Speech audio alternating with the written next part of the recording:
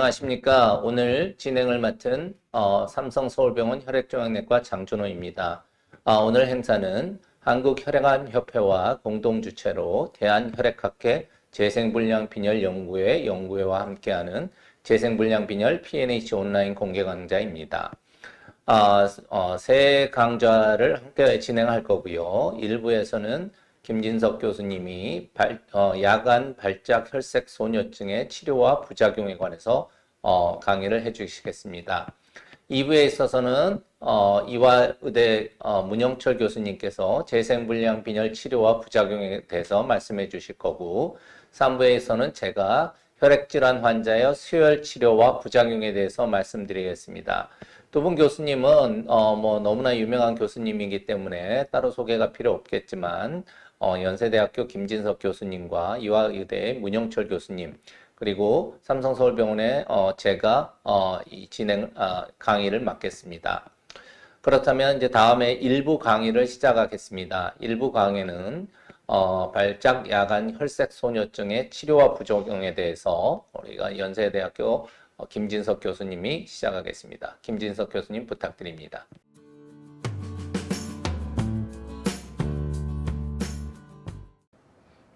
네, 이번 시간에는 발작 야간 혈색 소녀증의 치료와 부작용에 대해서 말씀드리도록 하겠습니다. 저는 연세대 혈액내과의 김진석입니다. 아시는 것처럼 이 발작 야간 혈색 소녀증 PNH 환자는 사실은 그게 우리나라에 이렇게 아주 많은 환자가 있는 건 아닙니다. 우리나라에 2020년도에 이제 보고된 그 희귀 난치성 질환 환자 숫자는 한 70만 명 내외로 이제 보고가 되어 있는데, 국내 PNH 환자는 이 중에 이제 약 440명 정도가 2020년도에 이제 있다라고 국내에 보고가 되고 있습니다. 이런 PNH 환자는 이제 잘 아시는 것처럼 용혈이 된다라고 이제 알고 계실 텐데요. 용혈이 생기는 원인은 여러분들 잘 아시는 것처럼 이렇게 이제 적혈구나 백혈구와 같은 이런 혈액세포가 있으면 혈액세포 막에는 이 혈액세포를 이제 보호하는 이런 단백이 이게 부착이 되어 있어야 되는데, 이런 단백들이 이렇게 부착하는 이 고정단백이 만들어져야 되는데, 이 PNH 환자에서는 이 고정단백의 생성이 이제 없기 때문에 우리 몸에 있는 이런 세포들이 우리 몸의 보채로부터의 공격을 막아낼 수가 없는 그런 상황에 이제 벌어지게 됩니다. 그래서 이제 가장 큰 문제가 이런 보채의 공격으로 인해서 혈구 세포들이 이제 우리 혈관 내에서 이제 깨져버리는 이런 문제들이 생기기 때문에, 이런 문제로 인해서 피로하고 어지럽고 빈혈이 생겨서 어지럽고, 그 다음에 콜라 색깔의 이런 혈뇨가 생기고 빈혈이 생기면서 숨이 가쁘고 복통과 그다음에 삼키기 어려움, 부종 등이 이제 생기는 이런 문제들을 이제 발생을 하게 되는데요. 그래서 이런 것들이 이제 왜 생기는지를 쭉 이제 살펴봤더니 주로 이제 혈전증과 급성 또는 만성 신손상, 그다음에 폐기능 부전, 평활근 연축 등에 의하여 이런 이제 증상들이 쭉 발생을 하게 되는데, 그 중에서도 이제 혈전증이 가장 크게 이제 위험한 요소라고 이제 알려져 있습니다. 그래서 이 PNH 진단 이후에 5년 사망률이 예전에 이제 치료를 받지 못했을 때는 약 35%나 이루어지는데, 그 중에 이제 주요 사망 원인은 주로 혈전증으로 이제 알려져 있었습니다. 그래서 이런 혈전증을 가진 사람들은 일반 다른 사람에 비해서 이런 사망할 위험이 7배나 높기 때문에 이제 PNH 환자분들은 어쨌든 어떤 증상이 생겼을 때 그게 혈전과 관련된 문제인지를 이제 살펴보는 것들이 이제 굉장히 중요하다라고 이제 할 수가 있겠습니다. 그래서 이런 PNH 환자들을 치료를 하는 목적은 결국은 만성 용혈을 이제 감소시키고 이런 혈전증과 같은 치명적인 합병증의 발생 위험을 줄여서 생존 기간을 길게 하고 생존 기간 내에 삶의 질을 높이는 게 이제 목적이라고 할 수가 있겠는데요. 이러한 이제 PNH 환자의 치료를 하기 위해서 사용되는 방법은 증상 완화요법, 그다음에 조혈무세포 이식요법, 그다음에 약물요법들이 이제 있게 되겠습니다.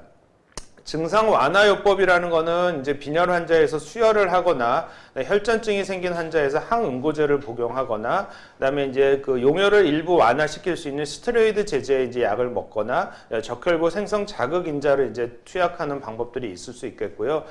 조혈무세포 이식은 동종 조혈무세포 이식을 저희가 진행하게 되는데, PNH 환자의 유일한 이제 완치 치료 방법은 이 동종 조혈무세포 이식이라고 되어 있지만, 잘 아시는 것처럼 동종 조혈무세포 이식은 그 치료 과정 중 합병증으로 인하여 치명적인 결과를 유발할 수도 있기 때문에 아주 선택적으로 저희가 이제 동종 조혈무세포 이식을 진행을 하게 됩니다. 많은 현재 이제 국내 환자분들도 약물요법을 받고 계실 텐데, 잘 알고 계시는 솔리리스라는 약은 2주마다 이제 투약되는 이런 약제로서 국내에서 이제 최초로 승인받은 치료제이고, 올해부터 이제 이 솔리리스라는 약의 조금 업그레이드된 약제인 울토미리스라는 약이 현재 국내에서 이제 사용이 되고 있습니다. 그래서 이런 약제들에 대한 내용을 간단히 말씀을 먼저 드리겠습니다. 그래서 이제 그동안 쭉 써왔던 에클리주맙이라는 이 약제는 우리 몸에, 그러니까 보채가 여러 가지 있는데 5번째 보채인 C5를 억제해서 결국은 이 PNH 환자 몸 안에서 보채의 활성화를 막음으로 인해서 우리 몸 안의 용혈을 감소시키고 그로 인하여 혈전증 발생을 막는 그런 역할을 하는 약제입니다. 그래서 이 약제의 투약은 이제 진단이 되면은 치료를 이제 결정하게 됐을 때 첫 4주간 매주 600mg을 투약을 하고요. 그 이후에는 2주마다 저희가 이제 900mg을 약을 투약을 하게 됩니다. 이 에클리주맙의 가장 큰 부작용은 주로 이제 두통이 가장 많은데요. 이게 이제 왜 그러냐 하면은 우리 몸 안에 이런 이제 혈관을 확장시키는 이제 그런 물질이 있는데 그 물질이 PNH 환자에서는 굉장히 많이 떨어져 있다가 이 약제가 들어감으로 해서 그 성분이 확 늘어나니까 혈관이 확장되면서 이제 두통이 일어나게 됩니다. 그래서 두통이 가장 흔한 부작용으로 되어 있고 상기도 감염이나 피로감 같은 것들이 이제 많이 보고되는 부작용인데 실제로 이제 크게 힘들어하시는 부작용은 없는 경우가 대부분이라고 이제 이해하시면 될 것 같고요. 이 솔리리스의 투약 금지는 이제 가장 중요한 합병 중에 하나인 수막구균이 이제 생길 수 있기 때문에 이거에 대한 감염이 있는 환자라든지 예방접종을 하지 않는 환자가 투약 금기로 이제 알려져 있습니다. 에클리주맙 솔리리스 약이 현재 국내에서 이제 사용이 되고 있고 국내에서도 현재 100명 이상의 환자들이 이제 이 약을 투약을 받았는데요.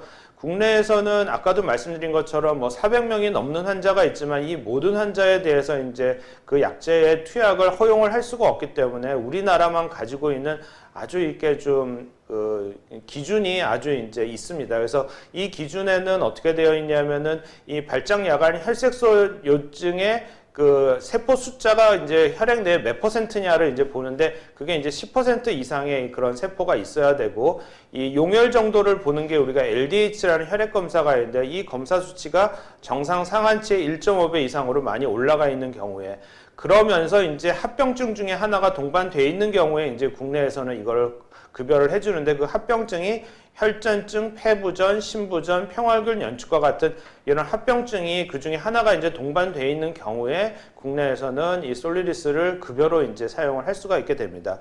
여기에 추가로 이제 임신을 하게 되면은 출산 후 3개월까지 이 에클리주맙을 급여로 사용할 수 있도록 국가에서 이제 허용을 하고 있습니다. 보시면은 이게 이제 LDH라는 값이 우리 몸의 용혈 정도를 나타내는데요. 이게 이제 두 군간에 처음부터 이제 솔리리스를 맞은 환자고는 LDH 값이 이렇게 뚝 떨어지지만 요 파란색 선은 실제로 이제 처음에는 솔리리스를 맞지 않고 있다가 6개월이 되는 날에 이제 솔리리스를 투약을 했더니 LDH가 이렇게 뚝 떨어지는. 그래서 이 에클리주맙을 투약을 하게 되면 우리 몸의 용혈을 이렇게 아주 이제 강력하게 억제할 수 있다라는 걸 보여주는 그래프고요. 그러므로 인해서 우리 몸에서 혈전증이 이런 에클리주맙을 사용하기 전에는 이렇게 높은 빈도로 혈전증이 발생했다면은 그 사용한 이후에는 이렇게 이제 혈전증의 발생 빈도를 이렇게 급격하게 이제 낮출 수가 있습니다. 그러므로 인해서 이 PNH 환자들의 생존율이 일반인들에 비해서 이렇게 많이 떨어졌었는데 그게 이제 에클리주맙을 사용한 다음부터는 생존율이 일반 국민들하고 비슷한 이런 생존율을 가지게 됐기 때문에 국내에서도 이 에클리주맙의 약제 사용을 지금 승인해서 현재 사용을 하고 있었던 것입니다. 이 솔리리스를 맞게 되면은 환자분들이 용혈이 감소하는 거는 뭐 보통 며칠 이내에 LDH 값이 다 좋아지고 피로감이 굉장히 많이 좋아지고요. 보통은 2, 3주 이내에 삶의 질이 굉장히 많이 좋아지면서 숨가쁨 등의 증상이 이제 호전되고 보통 이제 2, 3개월이 지나면서부터는 수혈량도 굉장히 많이 감소하고 치료 6개월 이후부터는 정상 LDH 값을 유지하면서 거의 정상적인 일상생활을 많이 유지할 수 있는 그런 이제 결과를 가지고 오고 있습니다.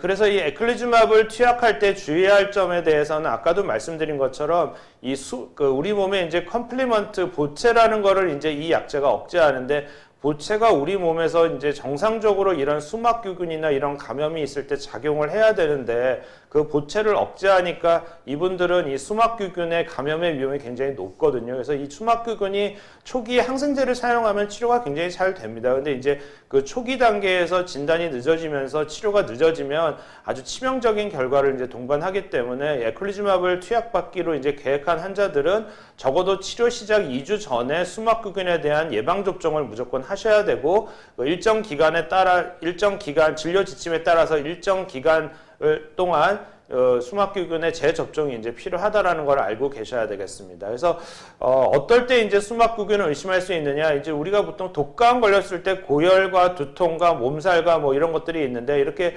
고열과 두통과 몸살과 같은 이런 증상들이 아주 심한 경우에는 반드시 해당 병원의 주치의 선생님과 상의하셔서 이게 수막규균 감염이 아닌지 여부를 꼭 확인하는 그런 절차를 가지셔야 된다는 것을 꼭 명심을 하셔야 되겠습니다. 그래서 이제 이런 솔리리스를 그동안 쭉 사용을 하고 있었는데 이게 2주마다 저희가 병원에 와서 투약을 계속 해야 되니까 굉장히 힘들거든요. 자기 삶을 영위하기 위해서는 병원에 2주마다 다니는 게 굉장히 이제 젊은 환자분들 입장에서는 그게 이제 많은 부담으로 작용을 하는데 이거의 반감기를 한 4배 정도 연장을 하면서 8주마다 주사를 맞을 수 있는 라블리주맙, 상품명으로는 울토미리스라는 약제가 2018년도 12월에 미국 FDA 승인을 받았고 작년에 5월에 이제 우리나라 식약처도 허가를 받았으면 올해 6월 달에는 건강보험 급여를 이제 통과했기 때문에 현재 상황에서 이 라블리주맙의 급여 기준에 맞는 환자분들은 뭐 처음부터 라블리주맙을 맞을 수도 있고 에클리즈맙을 맞는 분이 라블리주맙으로 바꿔서 이제 맞을 수도 있는 그런 상황이 되어 있습니다. 그래서 이 약제는 어떤 장점이 있냐 하면은 이 항체라는 이런 약이 보통 몸 안으로 이제 이 보채를 가지고 이제 끌고 들어가면 그 우리 몸 안에서 이제 이렇게 파괴가 되는데 이 항체를 다시 이제 혈액 내로 이걸 다시 내보내서 재사용을 할 수 있게 만드는 이런 방식을 사용함으로 인해서 결국은 항체를 우리 몸에서 4배 정도의 반감기를 연장함으로 해서 기존에 2주마다 투약하던 거를 8주마다 약을 투약해도 똑같은 효과를 나타낼 수 있게 이제 만든 약제라고 생각하시면 되겠습니다. 그래서 이 라블리주맙은 이 체중과 용량에 따라서 조금 다른 용량을 이렇게 쓰기 때문에 이 용량이 좀 복잡하게 되어 있지만 그 체중에 따라서 이렇게 이제 투약을 하면 될 것 같고요. 그 투약하는 방식을 보시면은 처음 이제 투약을 받으시는 분들은 예방 접종을 하고 보통 2주가 지난 다음에 초기 용량을 투약하고 그 2주 뒤에 이제 유지 용량을 한번 투약한 다음에 8주마다 이제 주사를 맞게 됩니다. 아까 말씀드렸던 에클리주맙은 처음에 일주일마다 4번을 주사 맞고 그 이후에 2주마다 투약을 하는데 이거는 처음에 2주마다 한번 투약을 하고 그 이후에 8주마다 이제 약을 투약을 하게 되고요. 현재 에클리즈맙을 투약하고 있었던 사람 같으면은 수막규균 접종에 대한 걸 확인하고 어쨌든 2주 이후에 라블리주맙을 이제 투약을 하게 되고 그 2주 이후에 유지 용량의 라블리주맙을 투약하고 그 다음부터 8주마다 저희가 유지요법을 이제 진행을 하게 됩니다. 그래서 처음에 한 번만 2주마다 이 라블리주맙을 투약하게 되고 그 이후에는 8주마다 이제 약제를 투약하는 방식으로 약제를 투약을 하고 있습니다. 그래서 이 라블리주맙은 뭐 부작용은 아까 말씀드린 에클리주맙하고 똑같은 부작용을 가지고 있고요. 더 뭐 증가하는 그런 부작용은 없다라고 알려져 있지만 다만 한 가지 이제 임신 시나 수유부에 대한 안전성이 아직은 확보가 되어 있지 않기 때문에 이런 경우에는 반드시 에클리주맙을 이제 투약을 하는 것으로 현재까지는 지침이 되어 있습니다. 라블리주맙의 이제 요양급여 기준은 에클리주맙하고 똑같고요. 다만 이제 임신 시에 적용되는 에클리주맙은 라블리주맙에는 이런 기준이 없기 때문에 임신 시 때는 여전히 현재 사용해왔던 에클리주맙을 사용해야 된다라는 것을 기억을 하셔야 되겠습니다. 그래서 이거는 에클리주맙하고 라블리주맙에 이제 비교하는 임상을 했었었는데 보시면은 우리 몸에 이제 보채가 약제가 투약되면은 요 빨간색 선 밑으로 쭉 억제가 되는 게 이제 약효가 좋은 건데 라블리주맙군은 이렇게 이 빨간색 선 밑으로 보채 농도가 이제 잘 억제가 되는 반면에 에클리주맙 투여한 군에서는 중간중간에 한 번씩 이렇게 보채가 활성화되기 때문에 실제로 이제 돌발 용혈이 조금씩은 생길 수 있습니다. 에클리주맙 맞는 경우에는. 그렇지만 라블리주맙 군에서는 이 돌발 용혈이 이제 거의 없다라고 현재 이론적으로 알려져 있고 임상시험을 크게 두 연구를 이 두 가지 약제를 비교하는 연구를 했는데 첫 번째 연구에서는 라블리즈마브는 이게 돌발 용혈이 4%, 에클리즈마브는 10%가 보였고, 두 번째 연구에서는 라블리즈마브는 돌발 용혈이 아예 없었고, 에클리즈마브에서는 5%가 이제 보고가 돼서 에클리즈마브 대비 라블리즈마브이 어쨌든 돌발 용혈이 훨씬 적다라고 현재 알려져 있기 때문에 8주마다 맞으면서 훨씬 더 편하고 중간에 돌발 용혈도 더 좋기 때문에 가급적이면 에클리즈마브보다는 라블리즈마브를 지금 이제 많이 선호하는 그런 상황으로 되어 있습니다. 그래서 실제로 이제 부작용 면에서 좀 걱정이 이제 아무래도 새로운 약이니까 많이들 되실 텐데요. 아까 말씀드린 것처럼 에클리즈마브과 라블리즈마브의 이런 부작용 면에서는 거의 똑같고 가장 흔한 거는 이제 두통이라고 이제 알려져 있습니다. 그래서 이제 환자분들께 이런 에클리즈마브를 선호하느냐, 라블리즈마브를 선호하느냐 이런 질문들을 해보면 실제로 모든 환자, 뭐 대부분이겠죠. 대부분 환자분들이 8주마다 투약하는 라블리즈마브를 더 선호하고 있고 일부에서 이제 에클리즈마브를 선호하시는 이유는 기존에 쭉 자기가 이제 편하게 맞아왔기 때문에 익숙해서 이제 에클리즈마브를 아주 일부에서 좀 선호하고 있다라고 이해하시면 될 것 같습니다.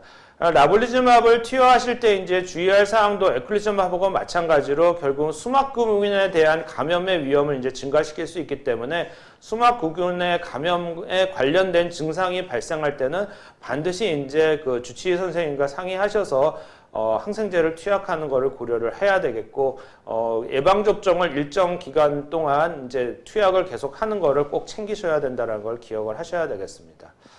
그래서 제가 PNH의 치료와 부작용에 대해서 간단히 요약을 해드렸는데요. PNH라는 거는 결국은 우리 몸의 이제 적혈구나 백혈구와 같은 이런 세포 표면에 이거를 막아주는 단백을 이제 붙여주는 고정 단백을 만들지 못해서 결국은 우리 몸에 있는 보채가 적혈구를 공격해서 우리 몸에 이제 용혈이 되면서 여러 가지 합병증이 발생하는데 그 중에서 가장 큰 문제는 이제 혈전증이 문제고 현재 에클리즈마브나 라블리즈마브를 맞지 않으시는 분들은 결국은 이 혈전증이 생기는 여러 가지 증상들이 생길 때는 반드시 주치의 선생님과 꼭 상의를 이제 해야 된다는 걸 꼭 기억을 하셔야 되겠습니다. 그다음에 치료하는 과정 중에 우리나라는 이런 혈전이나 심부전, 폐동맥 고혈압, 그다음에 평활근 연축들이 있어야지 이제 이 약제가 보험이 되기 때문에 이와 관련된 증상들이 있을 때는 해당 주치의 선생님과 상의하셔서 이런 약제의 투약이 가능한지 여부를 꼭 한번 의료진과 상의하시는 게 중요하다라는 걸 기억을 하셔야 되겠고요. 현재 국내에서는 에클리즈마브과 라블리즈마브이 다 승인이 돼서 환자분들을 위해서 이제 사용이 되고 있다라는 것을 기억을 하시면 되겠습니다. 간단한 제 강의는 이걸로 마치도록 하겠습니다.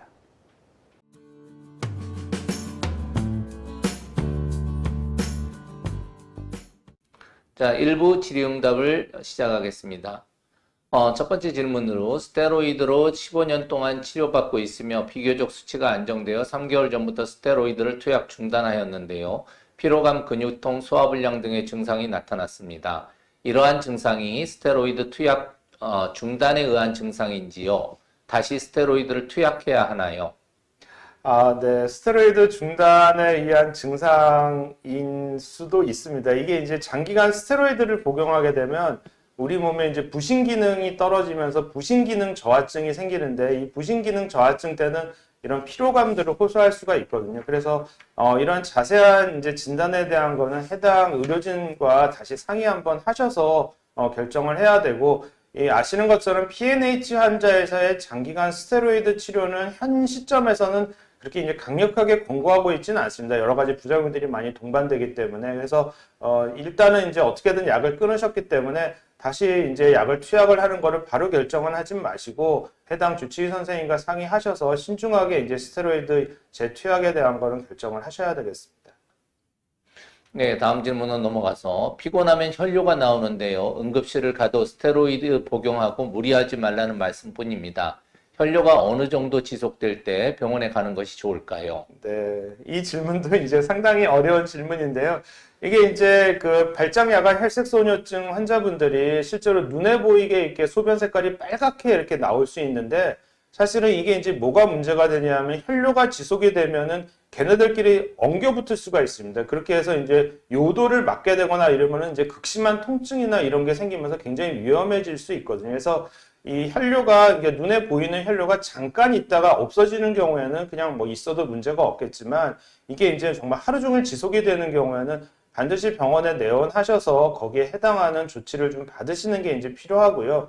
아까도 말씀드린 것처럼 이 스테로이드라는 약이 혈뇨를 어느 정도 좀 안정화시키는 작용을 할 수는 있지만 이 근본적인 치료가 될 수는 없거든요. 그렇기 때문에 어쨌든 혈뇨가 장시간 지속될 때는 해당 선생님과 상의하셔서 거기에 대한 적절한 조치를 받으시는 게 이제 필요하다라는 걸 알고 계셔야 되겠습니다. 네, 다음 질문으로 재생불량 빈혈과 함께 PNH를 진단받았습니다. 재생불량 빈혈이 동반된 경우 어떤 치료를 우선으로 하는 것인지요? 네, 이것도 이제 상당히 학문적으로 굉장히 이제 중요한 질문 중에 하나인데요. 저희가 이제 재생불량 빈혈 환우분들은 다 PNH 병이 있나 없나를 이제 검사를 하게 되고 PNH 환우분들도 다 골수 검사를 통해서 이제 재생불량 빈혈이 있는지 없는지를 확인하게 되는데 임상적으로 우리가 이제 재생불량 빈혈은 이렇게 용혈을 나타내지 않습니다. 아까 보여드린 것처럼 혈뇨를 보인다든지 뭐 피검사상에 이제 용혈을 나타내는 아까 LDH라고 제가 얘기하는 그런 것들이 올라간다든지 이러지 않거든요. 그렇기 때문에 재생불량 빈혈 환자에서 아주 소량의 PNH 세포를 갖고 있는 경우에는 재생불량 빈혈을 위주로 이제 치료하게 되고 주로는 이제 재생불량 빈혈은 치료를 중증에 해당하는 기준에 맞을 때 이제 적극적인 치료를 하기 때문에 중증 재생불량 빈혈이 맞는 경우에는 이제 거기를 위주로 이제 치료를 해야 되고요.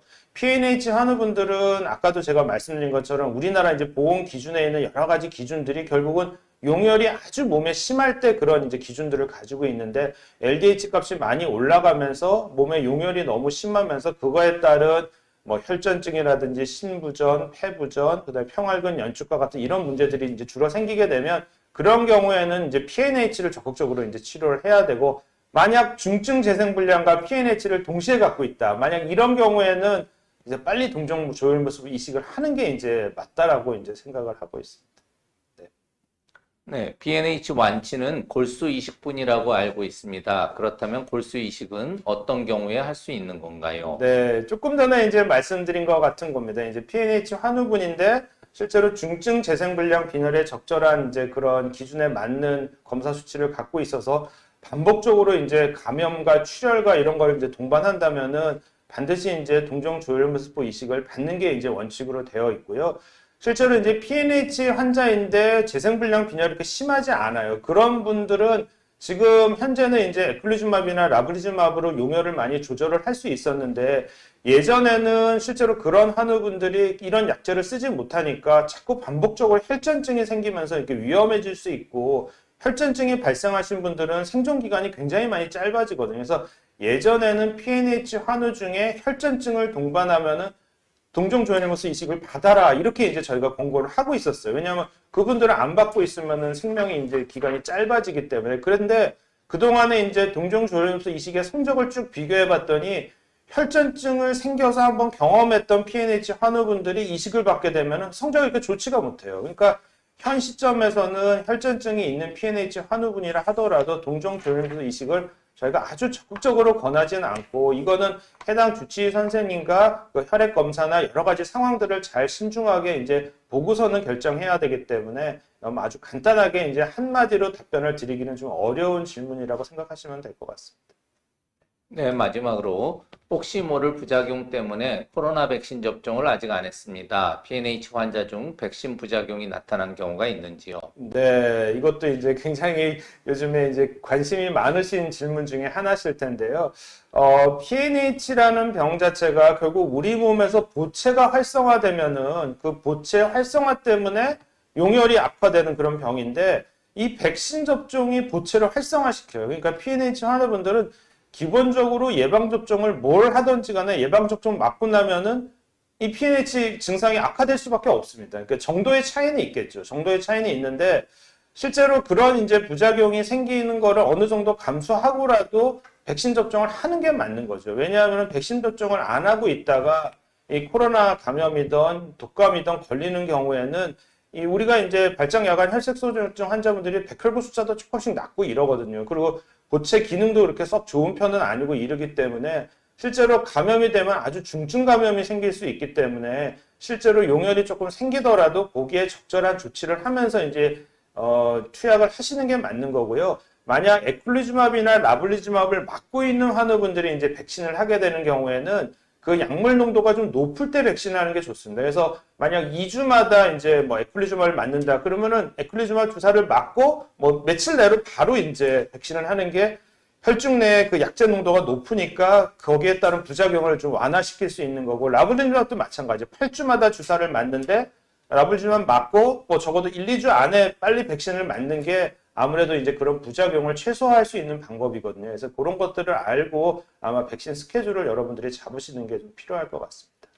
네, 일부 질의응답에 응해주신 김진석 교수님 감사드립니다. 이상으로 일부 이 강의를 모두 마치겠습니다. 네, 감사합니다.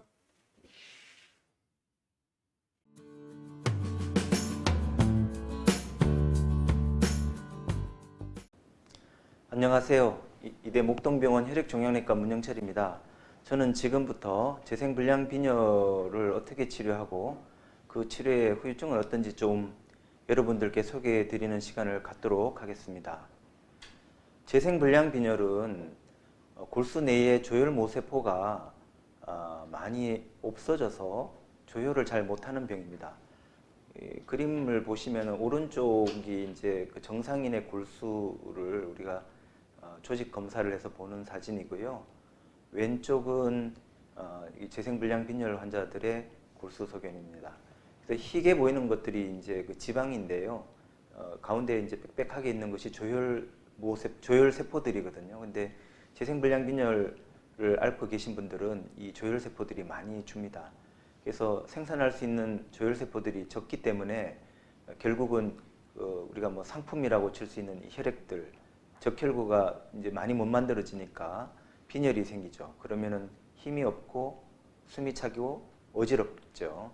또 지혈시키는 혈소판이 떨어지면 조금만 부딪혀도 멍이 든다든지 또 출혈이 쉽게 일어날 수 있겠습니다. 그다음에 면역을 담당하는 백혈구가 떨어진다면 면역이 떨어짐으로써 여러 가지 감염이 올 수 있고요. 또 실제로 감염이 없다 하더라도 열이 난다든지 또 어떤 분들은 대상포진이 생긴다든지 이런 균들이 자꾸 살아나오는 그런 것을 경험하게 되실 겁니다. 골수 검사로 우리가 재생불량 빈혈을 진단하게 되면 치료를 결정하게 됩니다. 근데 재생불량 빈혈 치료는 여러 방법이 있지만 그 내용은 얼마나 심각한지, 또 심각한 거의 일부분입니다만은 수혈을 필요로 하는지 아닌지, 또 환자의 나이가 많은지 적은지, 또 공여자가 있는지, 조혈모세포 이식을 하게 된다면 공여자가 있는지에 따라서 치료를 결정하게 되는데요. 중증도는 중증 이상, 또 초중증일 때는 치료하지 않는 경우 2, 3년 안에 목숨을 잃기 때문에 빨리 중대한 치료를 해서 빨리 회복을 시키는 결정을 하게 되고요. 경증인 경우에는 수혈을 일부 하거나 없이도 잘 버틸 수 있기 때문에 저희들이 적극적인 치료보다는 있는 골수를 잘 활용하는 남아있는 골수를 잘 활용하는 치료를 이제 선택하게 됩니다. 그런 과정이 이제 수혈이 필요한가 또 수혈이 필요하지 않은가에 따라서 저희들이 경증이라 하더라도 조금 더 적극적으로 치료를 선택할 수도 있습니다. 그다음에 중증이거나 초중증이어서 적극적인 치료, 조혈모세포 이식 같은 거를 생각한다 하더라도 우리나라 연구, 한국의 연구에 따르면 50세 이상인 경우 이런 적극적인 조혈모세포 이식이나 또는 뒤에 언급할 또 다른 치료들과 큰 차이가 없기 때문에 먼저 이식을 하지 않고 다른 위험도가 낮은 다른 치료를 먼저 해볼 수 있겠습니다. 우리가 젊고 건강하고 또 중증도가 너무 높아서 빨리 이식을 해야 된다 하더라도 혈연의 조직적합 항원이 일치하지 않는 그런 일치하는 공여자가 없다면은 이식은 할 수 없기 때문에 또 다른 치료를 결정하게 되겠죠. 이런 네 가지 정도의 상황을 가지고 치료자는 치료를 앞으로 어떻게 치료할지 결정하게 되겠습니다. 앞서 말씀드린 대로 아주 대표적인 치료는 동종조혈모세포 이식입니다. 동종조혈모세포 이식은 그 망가진 골수를 다른 사람의 조혈모세포를 심어서 그 세포가 조혈을 일으키게 하는, 그야말로 이제 완전히 다른 사람의 그 조혈을 가져다가 하는 거겠죠. 이 그림을 보시면은 공여자를 전신 마취를 한 다음에 이 골반에 있는 그 뼈 속에서 골수를 뽑아서 이식을 이렇게 투여하는 그런 동종 조혈모세포, 골수 조혈모세포 이식이 있겠고요. 아래 그림처럼 조혈 촉진제를 맞은 다음에 공여자의 골수에 있는 조혈모세포를 혈액으로 돌린 다음에 그 혈액에서 조혈모세포를 따로 뽑아내서 이식을 하는 그런 두 가지 방법이 있겠습니다. 만약에 혈련, 형제, 조직 적합항원 일치하는 그런 혈연으로부터 이식을 받는다면은 거의 90% 정도까지 완치가 될 수 있는 그런 아주 획기적인 치료가 되겠습니다. 만약에 이제 혈연에 일치하는 분이 없다면은 공여자를 통해서 기증자를 통해서 이식을 하실 수 있는데 그런 경우에는 조금 치료 성적이 떨어집니다. 이식을 하게 되면 모두 다 성공을 하는 것은 아니고 생착 실패를 통해서 뭐 일반적으로 거부 반응이라 이렇게 이해를 하고 계시는데요. 많게는 10%, 적게는 5% 정도가 잘 이식이 되었다가 떨어져 나가거나 아니면 처음부터 자리를 못 잡는 그런 일을 생길 수도 있겠고요. 또 조혈모세포 이식은 굉장히 그 합병증이 높은 치료인데요. 아주 젊은 분 같으면은 5 내지 10%, 중장년층 같으면은 10에서 15%가 이식과 관련해서 감염이랄지 이식 편대 숙주 질환이랄지 여러 가지 합병증으로 목숨을 잃을 수 있습니다. 그래서 좋은 결과를 얻을 수도 있지만 위험도 그만큼 큰 그런 치료가 되겠죠. 그래서 이 치료는 중증도가 높아서 치료하지 않으면 곤란한 분들, 또 건강해서 이런 위험도가 높은 이식을 하더라도 잘 견딜 수 있는 분들, 또 반드시 완치를 하게 되면 오랜 기간 동안 그 완치를 통해서 일상생활에 충분히 사회를 위해서 기여를 할 수 있는 분들이 이 이식을 선택하게 되겠습니다. 또 하나 맞는 분이 있어야 되겠죠. 근데 이 동종절모세포 이식의 부작용은 앞서 말씀드린 대로 위험도가 높은 건데요. 대표적인 게 단기적으로 간정맥 폐쇄증이라는 게 있습니다. 간이 안 좋으신 분들, 또 이 전처치로 여러 가지 약물을 쓰게 되는데 그런데 이제 그 영향을 받게 되면 간에 있는 동맥, 정맥, 간문맥 세 가지 혈관이 있는데 그 중에 정맥에 손상이 오면서 갑자기 급격하게 혈전증이 일어나는 그런 합병증이 있습니다. 그러면은 간이 급성 간부전이 오고 복수가 차고 또 콩팥이 망가지고 황달이 오고 의식을 잃는 아주 위험한 병이죠. 그래서 오게 되면 중증으로 진행하게 되는 경우에 50% 이상 사망하게 되는 아주 위험한 그런 상황이 올 수 있습니다. 또 하나는 이식하기 전에도 골수 기능이 많이 떨어져 있지만 이식하는 조혈모세포가 자리 잡게 하기 위해서는 이식받는 환자의 골수 기능을 떨어뜨려 놓아야 서로 밀어내는 반대 작용이 없어지게 됩니다. 그래서 그런 전처치 항암 치료나 또는 전신 방사선 조사 같은 거를 하게 되는데 그럴 경우에는 골수 기능이 떨어지게 되고요. 그 과정 중에 감염의 우려가 있게 됩니다. 또 잘 자리를 잡고 이식이 성공적으로 이루어진다 하더라도 거대세포 바이러스 같은 것들이 다시 나오면서 폐나 여러 가지 문제를 일으키고 또 이식편대 숙주 질환을 유발할 수 있습니다. 또 이식받은 그 공여자의 조혈모세포가 자리를 잡으면서 거기에 있는 림프구들이 이식받은 환자의 몸을 공격하는 급성 이식편대 숙주 질환, 또 이게 3개월 지나게 되면 만성 이식편대 숙주 질환 과정을 통해서 환자의 면역을 떨어뜨리고 장기를 망가뜨려서 문제를 일으킬 수 있겠죠. 또 이식할 때 많은 약들을 쓰게 됩니다. 특히 앞서 이식편대 숙주 질환을 예방하기 위해서 쓰는 면역 억제제들, 또 전체체를 위해서 쓰게 되는 항흉성 면역글로불린 이런 여러 가지 약제들이 또 부작용을 일으킬 수 있겠고요. 결정적으로는 생착이 되지 않으면 우리가 고생은 했지만 이전과 똑같이 되는 1차 생착 실패, 거부 반응 이런 것들이 단기 부작용이 되겠습니다. 앞서 잠깐 언급해드렸지만 이식 관련 사망은 10% 내외 정도가 되겠습니다. 그래서 동종절모세포 이식은 우리가 성공할 경우 큰 결과를 얻지만 그만큼 위험도 따르는 그런 치료가 되겠습니다. 장기적으로는 만성 이식편대 숙주 질환, 잘 자리 잡았다가 밀려나가는 2차 생착 실패, 또 장기적으로 불임이나 폐경 등 남성 혹은 여성의 호르몬의 영향, 그 다음에 그 이식 후에는 또 다른 암이 발생하는 2차암의 발생, 그 다음에 호르몬 여러 가지 기능들이 갑상선 기능이 떨어진달지, 또 골다공증이 온달지, 백내장, 탈모 이런 것들이 이제 장기적으로 잔잔하게 이식을 받은 분들을 괴롭힐 수가 있고요. 또 이 이식에 대해서 너무 심리적인 압박이 큰 나머지 치료가 성공을 하든 실패를 하고 또 여러 가지 합병증의 후유증을 겪든 우울증이나 불면증 등 심리적인 장애를 겪으실 수도 있습니다. 두 번째 치료는 면역 억제제 투여입니다. 이 재생불량 빈혈에서 앞서 말씀드린 대로 골수 기능이 떨어지는 것은 직접적으로 골수가 망가지는 것도 있지만 자가 면역 질환으로 이 면역에 의해서 자기 골수가 망가지는 경우가 많습니다. 거의 대부분인데요. 그래서 그런 면역을 억제를 하게 되면은 골수가 살아나게 됩니다. 거기에 쓰이는 대표적인 약이 항흉선 면역글로불린 그리고 사이클로스포린이 굉장히 강력한 약들인데 두 개를 같이 쓰는 게 지금은 표준 치료입니다. 두 가지의 약제를 같이 투여를 하게 되면 한 60에서 80% 장기 생존을 하게 되고요. 또 치료 효과를 보는 분들은 한 3분의 2 정도 됩니다. 그러나 이제 이식과 달리 재발률이 한 30에서 50% 정도 있게 됩니다. 이 치료는 이식을 견딜 수 없는 고령입니다. 한국 연구에 의하면 50세 이상은 이식보다는 면역 억제제 치료를 먼저 좀 선택을 하게 되고요.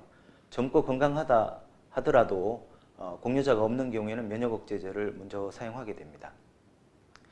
면역 억제 치료의 부작용은 그 이름과 맞게 면역 억제가 되면 감염증이 가장 큰 문제가 됩니다.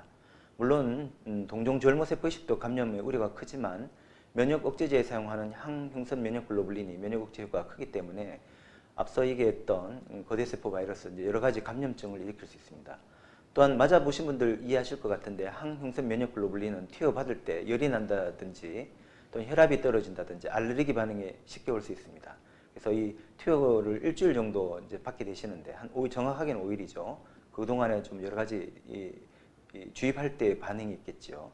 또 사이클로스포린이나 다크로니무스 같은 그런 약들은 간 기능이나 신기능을 떨어뜨릴 수가 있고 또 혈압이나 혈당을 상승시킬 수 있습니다. 조금 빈도는 적지만 미세혈관 병증을 일으켜서 혈전증을 일으키면서 혈소판을 떨어뜨리고 또 여러 가지 문제를 일으키는 부작용도 있을 수 있습니다. 장기 부작용도 있는데요. 이런 면역 억제 치료를 한 분들이 한 10% 정도는 골수 형성 이상 증후군, 급성 백혈병의 다른 혈액 질환으로 진행할 수 있다고 알려져 있습니다. 또 다른 치료 방법은 조혈 촉진제입니다. 그 전에는 이제 백혈구를 올릴 목적으로 조혈 촉진제인 뭐 뉴트로진이나 그라신 같은 이런 주사를 맞고 또 다나졸 같은 것들을 이제 투여를 받았죠. 근데 최근에는 그 트롬보포에틴 제제인 레볼레이드나 로미플레이트라는 이런 약제들이 이 골수의 기능을 회복을 시켜가지고 재생불량 빈혈을 치료할 수 있다는 게 알려지면서 이 약제들이 앞서 한 두 가지 치료의 대체제로 지금 부각되고 있습니다. 실제로 이 레볼레이드는 중증 재생불량 빈혈에 허가도 받았고 보험도 됩니다. 그리고 로메플레이트주는 최근에 이제 그 중증 재생불량 빈혈에 허가를 받았고 이제 보험을 앞두고 있습니다.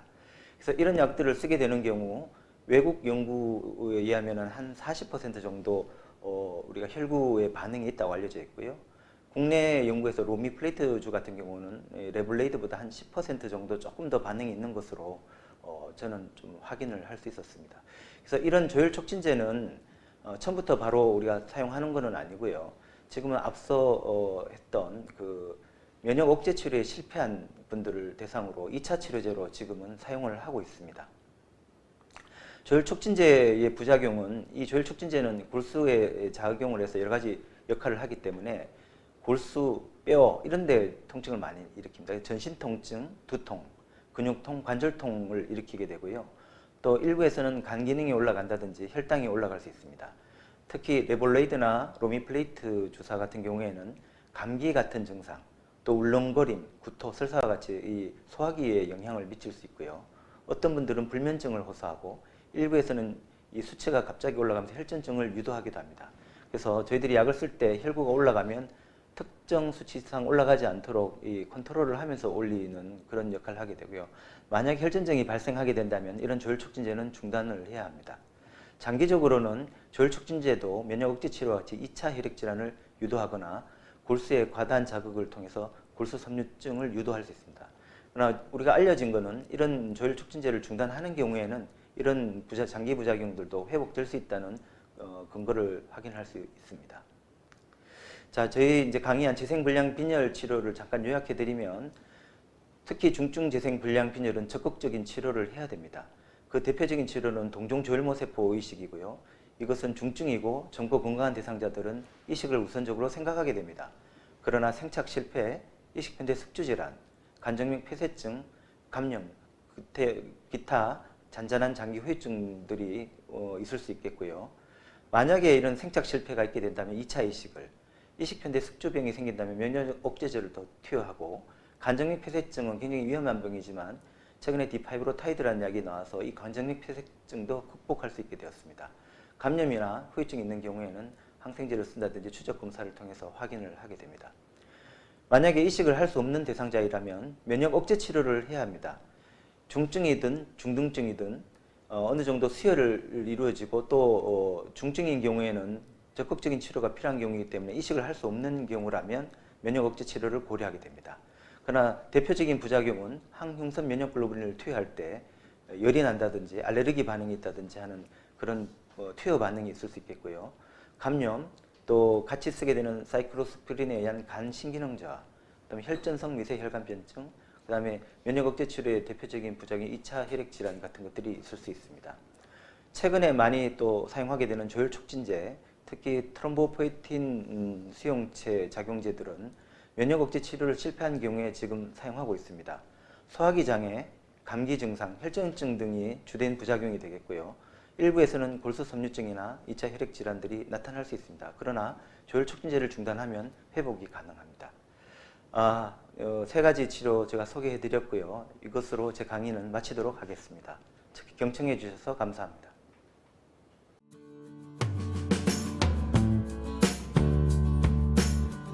2부 질의응답 시간을 갖겠습니다. 첫 번째 질문인데요. 중증 재생불량 빈혈인데 백혈구와 혈소판은 정상이지만 적혈구 수치만 낮습니다. 혈구 생성 능력이 떨어진다면 모든 수치가 낮아져야 하는 게 아닌지 궁금합니다.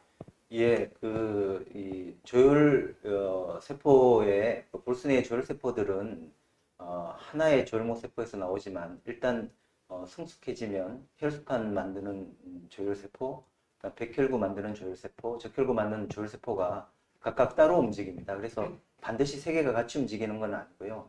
하나만 떨어진다든지 두 개는 괜찮고 혹은 하나는 괜찮고 두 개 이렇게 식으로 움직일 수 있습니다.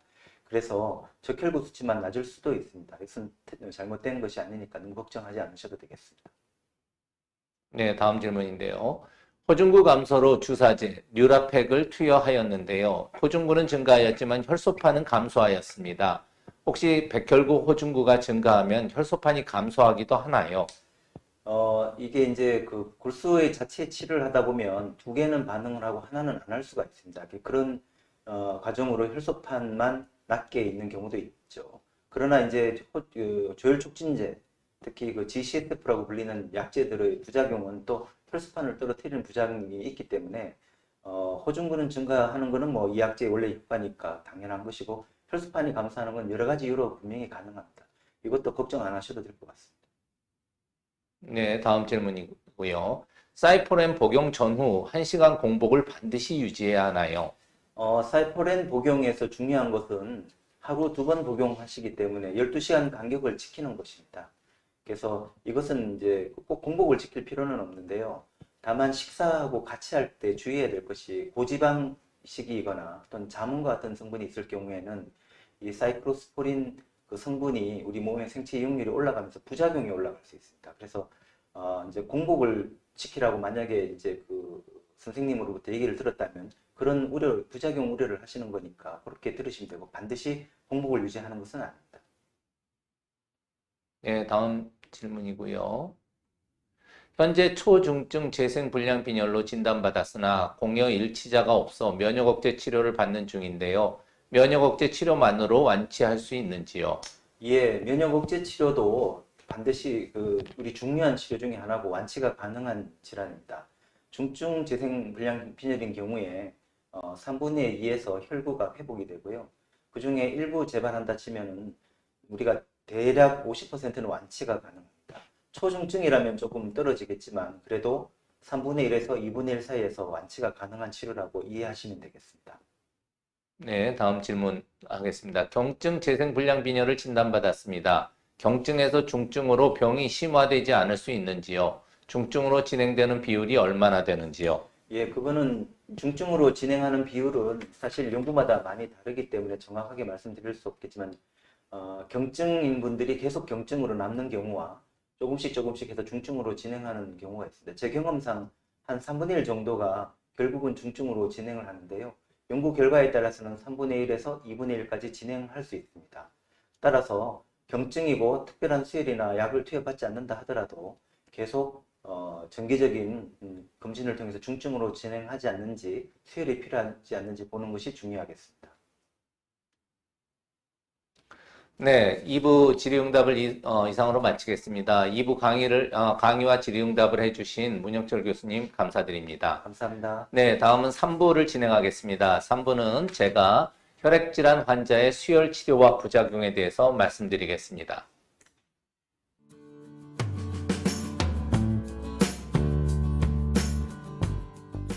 다음은 철분 과잉에 대한 치료에 대해서 말씀드리겠습니다. 목차를 보시면 첫 번째 수혈과 철분 과잉에 대해서, 다음엔 철분의 이해, 철분 과잉의 증상, 철분 과잉의 진단, 철분 과잉의 치료에 대해서 말씀드리겠습니다. 수혈과 철분 과잉에 대해서 첫 번째 말씀드리겠습니다. 수혈로 인해 철분 과잉이 될 수 있나요? 정기적으로 수혈을 받고 있는 환자입니다. 담당 의사 선생님께서 철분 과잉이 우려된다고 하시네요. 철분도 피의 일부 아닌가요? 피가 모자라서 수혈을 받고 있는데 철분은 넘친다니요. 이런 질문들 환자분들이 많이 합니다. 이제 수혈을 하게 되면 그 피 속에 있는 철분이 우리 몸에 쌓이게 될 수가 있는데, 우리 몸에서는 다른 성분들은 간이나 신장을 통해서 여과가 되고, 이 과잉된 부분들은 소변이나 대변을 통해서 빠져나갑니다. 하지만 피에 섞여 있는 철분은 이러한 과정이 없기 때문에 완전히 몸에 쌓이게 되겠습니다. 따라서 철분 과잉이란 철 대사 과정에서 체내로 공급되는 철에 비해 체외로 소실되는 철의 양이 상대적으로 작아 체내에 저장되어 있는 철의 양이 정상 범위를 넘는 불균형 상태를 철분 과잉이라고 말씀드릴 수 있겠습니다. 자, 수혈로 인해 철분 과잉이 될 수 있나요? 네, 그렇습니다. 농축 결구 2단위 철분 함유량은 1, 2년 동안 우리가 정상적인 몸에 흡수되는 철 흡수량과 비슷합니다. 따라서 우리가 8단위 이상의 수혈을 받게 되면 철분이 몸에 쌓이고, 아까도 말씀드렸듯이 우리 몸에는 과잉 축적된 철분을 자연적으로 배출하는 경로가 없기 때문에 수혈로 인한 과잉 철분은 제거되지 않는 한 우리 몸에 계속 남아있게 됩니다. 과잉 철분은 우리 몸 어디에 축적되나요? 이게 이제 상당히 중요한데요. 과잉 철분은 이제 먹는 철분제나 먹는 주사제 같은 경우에는 우리 몸에 이제 골수로 가서 피를 만드는 데만 사용하게 됩니다.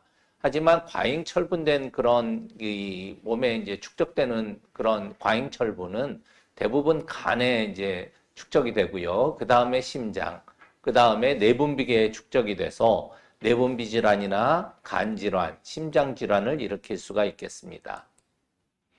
그러면 이제 철분 과잉의 원인은 뭐냐면, 여러 유전적 원인으로 인한 1차 철분 과잉이 있을 수가 있겠고, 과다한 철 섭취나 잦은 수혈로 인한 철 섭취에 의한 2차 철분 과잉은 굉장히 드뭅니다. 왜냐하면 철 섭취를 하게 되면 그게 다 흡수가 되지 않기 때문에. 하지만 수혈로 인한 철분 공급 과다는 아까도 말씀드렸듯이 온전히 몸에 쌓이게 됩니다.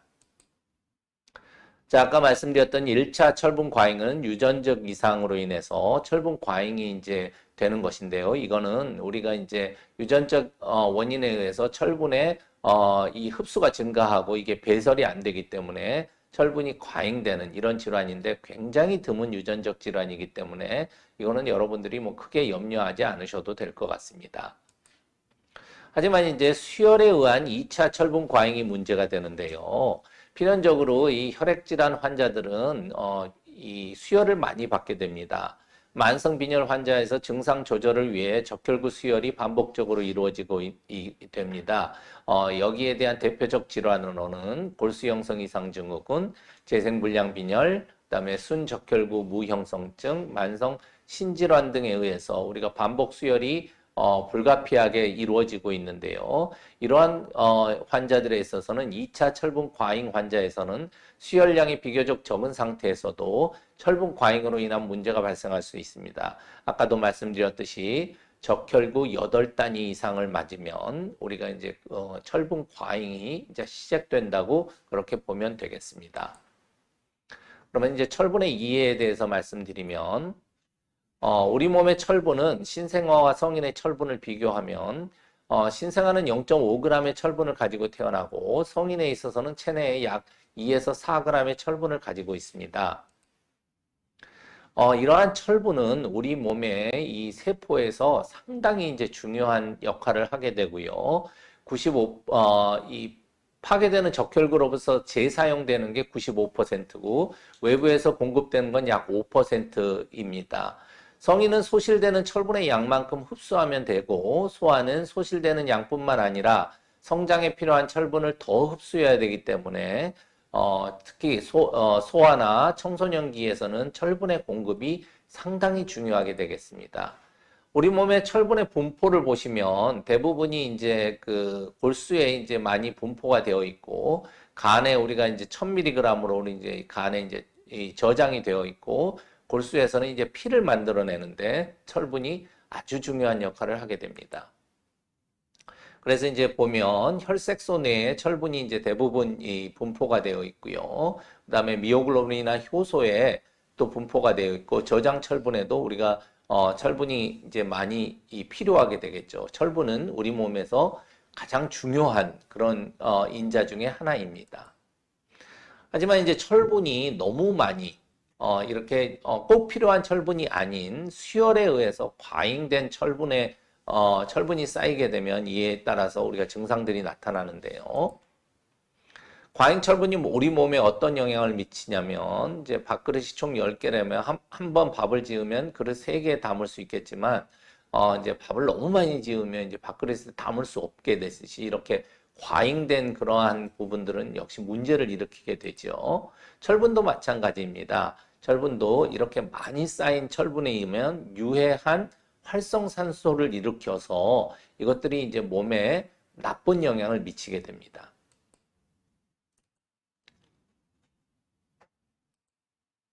그럼 과잉 철분이 우리 몸에 어떠한 영향을 미치느냐 보면 위에서 보면 이제 정상적인 간이나 심장, 비장, 내분비계를 볼 수가 있는데요. 밑에 그림과 같이 이제 이게 철분이 많이 쌓이게 되면 이게 좀 새카맣게 변하면서 우리가 기능이 많이 떨어지게 됩니다. 그래서 과잉 철분에 의해 생성된 활성산소가 세포를 손상시켜 이러한 각 기관들을 기능을 떨어뜨리게 되는 이렇게 해서 병적인 상태를 이루게 되는 것이 과잉 철분에 의해서 우리 몸에 영향을 미치는 그런 팩터가 되겠습니다. 그러면 이러한 그 철분을 어떻게 우리가 이제 몸에서 많다, 적다 이렇게 알 수가 있냐면 원래는 이렇게 그 과잉된 철분이 쌓여 있는 조직을 조직 검사를 해가지고 철분이 얼마나 있는지를 알아내야 되지만 그거는 굉장히 이제 위험한 그런 그 시술이기 때문에 우리 몸에 이제 쌓여 있는 과잉 철분은 혈청 페리틴이라는 수치로 우리가 이제 알 수가 있습니다. 근데 이 혈청 페리틴이 이제 높을수록 우리 몸에 이제 과잉 철분이 많다라는 걸 알 수가 있는데 이러한 페리틴이 1000 이상인 사람과 1000 이하인 사람을 비교해 봤더니 생존율이 1000 이상인 사람들이 급격히 낮아지는 것을 알 수가 있고 백혈병이 없는 경우에 생존율에 있어서도 이 페리틴이 높은 경우에 생존율이 낮은 것을 우리가 알 수가 있듯이 과잉 철분이 있는 경우에는 우리가 생존율이 낮아진다라는 것을 우리가 알 수가 있겠습니다. 자, 그래서 다음과 같은 증상이 있다면 초기 철분 과잉을 의심해 보아야 합니다. 쇠약감이나 피부색의 변화, 복통, 성욕 감퇴, 고혈당에 의한 증상들이 있다 그러면 우리가 초기 철분 과잉을 의심해 볼 수 있겠습니다. 그러면 철분 과잉으로 나타나는 증상은 무엇이냐? 간에는 섬유화, 간경변, 이제 암이 발생할 수가 있고요. 혈액순환 과정으로 혈관 손상, 심장에는 심부전이나 부정맥 등이 생길 수가 있습니다. 내분비 조직의 변화로 당뇨병이 갑자기 생기는 경우가 있습니다. 철분 과잉이 되는 경우에. 그리고 골수형성 이상 증후군 환자에서 감염 위험이 증가하고 동종 저혈모세포 이식의 예후가 나빠지면서 백혈병성 변형이 가속화될 수가 있겠습니다. 이제 간을 보면 아까도 말씀드렸듯이 축적된 철분으로 인해 가장 먼저 영향을 받는 장기이고 95% 환자에서 이제 간 비대나 간 경화 이런 것들이 생길 수가 있고 철분에 의한 간 손상은 2차적으로 간 섬유증을 유발할 수가 있겠습니다. 두 번째 심장도 마찬가지로 부정맥이나 어떤 협심증 같은 것들이 생겨서 이제 심장 기능의 약화가 생길 수가 있습니다. 내분비에 있어서는 이제 수혈을 많이 받는 환자가 갑자기 당뇨병이 발생해서 우리가 응급실로 오는 경우가 이제 종종 우리가 관찰을 할 수가 있습니다. 또 이제 감염에 취약하게 되는데요. 철분은 대부분의 미생물이 성장하고 증식하는데도 반드시 필요한 성분 중에 하나이기 때문에 감염에 취약하게 되겠습니다. 또 관절에 의해서 20에서 50% 환자가 관절병이 이제 생길 수가 있기 때문에 철분 과잉에 의해서 관절염이 생길 수 있다라는 것도 알 수 있습니다. 그럼 철분 과잉의 진단은 어떻게 하느냐? 아까도 말씀드렸듯이 철분 과잉의 진단은 이 조직의 손상이 어느 정도 생길 수 있는지, 과연 이 사람이 치료를 받아야 되는지를 해야 되기 때문에 우리가 이제 철분 과잉을 이 진단을 필요하겠습니다. 아까도 말씀드렸듯이 이제 손상된 장기의 조직 검사로서 정확한 진단을 할 수가 있고, 또한 MRI로서 진단을 할 수가 있지만 가장 이제 효과적인 방법은 혈중 페리틴을 우리가 측정하는 방법으로 간단히 우리가 철분 과잉을 진단을 할 수가 있겠습니다. 그래서 이제 철분 과잉의 진단 지표는 아까도 말씀드렸듯이 혈중 페리틴이 비교적 정확한 파라메타로서 이제 반영하는 지표이고요. 혈중 페리틴 수치가 1000을 넘는 경우에 철분 과잉 상태라고 말할 수가 있겠습니다. 철분 과잉을 어떻게 알 수 있냐면 이제 철분 페리틴 검사로서 알 수 있고, 아까도 말씀드렸듯이 간생검으로 정확하게 알 수 있지만 이런 거는 잘 우리가 시행하지 않고요. MRI로서 이제 우리가 임상 연구를 한다든지 이럴 때는 이제 MRI로서 우리가 이제 정확하게 평가를 할 수가 있겠지만 가장 간단하게 평가할 수 있는 방법은 혈중 페리틴 검사입니다. 그럼 철분 과잉 치료는 어떻게 하느냐? 자, 예전에는 정맥 절개술을 시행해서 사혈을 했습니다. 하지만 이제 피도 모자라서 이제 이 환자들이 계속 수혈을 받는 건데 또 사혈을까지 해야 된다라는 건 문제가 있겠죠. 최근에는 이제 철분 킬레이트 요법으로 우리가 약물 치료를 해줄 수가 있겠고, 엑스제이드라고 데페라시록스라는 약으로 우리가 철분 제거를 하고 유사한 약제들이 많이 개발돼서 나와 있습니다. 그래서 먹는 약으로 우리가 철분을 효과적으로 지금 치료를 할 수가 있겠습니다. 철분 킬레이트 요법에는 이제 데페라시록스나 데페리프론이나 데페록사민 등의 이제 약들이 이제 쓸 수가 있는데, 대표적으로 경구용으로 데페라시록스를 우리가 이제 철분 킬레이트 약제로 사용하고 있습니다. 그래서 이제 데페라시록스는 8에서 16시간 정도의 비교적 긴 방광기를 가지고 주로 대변을 통해서 배설하고 하루 한 번 경구 투여가 가능한 약제이기 때문에 우리가 지금은 여기에 유사한 약제들이 많이 나와 있기 때문에 이 중에 한 가지를 투여를 받으면 되겠습니다. 자, 마지막으로 이 철분 과잉 관리와 치료가 아주 중요합니다. 따라서 수혈을 많이 받으신 분들, 특히 이제 재생불량 빈혈이나 골수형성 이상 증후군 환자들 중에 혈중 페리틴이 1000이 넘는 환자에 있어서는 주치의 선생님과 상의를 하셔서 철분 과잉의 치료가 반드시 필요합니다.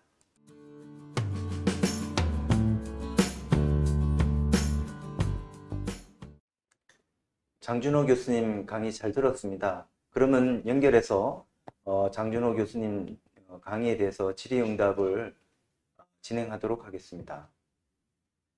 재생불량 빈혈 환자분이신데 수혈과 레볼레이드 치료를 병행하고 있는 분입니다. 근데 수혈을 받다 보니까 그게 항체가 생겼다고 합니다.